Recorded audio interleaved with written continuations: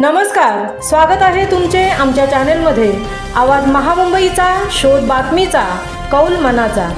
चला तर मग आमचे चॅनेल शेअर करा, लाईक करा आणि सबस्क्राइब करा। धन्यवाद। पोलादपुरात ठिकठिकाणी शाळांमध्ये आषाढी एकादशी निमित्त वृक्षदिंडी सोहळा संपन्न।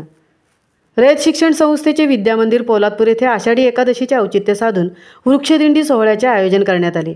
या विशेष उपक्रमात विद्यार्थ्यांनी आणि शिक्षकांनी मोठ्या उत्साहाने सहभाग घेतला।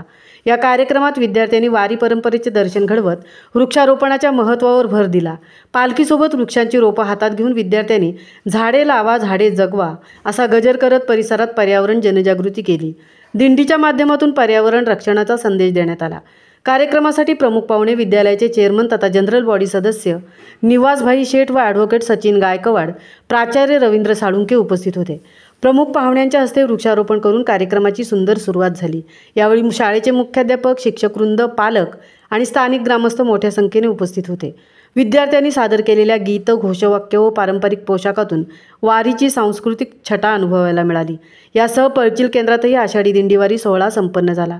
यावेळी सरपंच शांताबाई निविलकर, केंद्रप्रमुख सुदाम राणे, मुख्याध्यापक संजय जयतपाळ, महिपतराव कोकरे, संदीप वडवले, शरद निविलकर, अंगणवाडी सेविका अनिता निविलकर आदी शिक्षक, शिक्षकेतर कर्मचारी या दिंडीवारीमध्ये सहभागी झाले होते।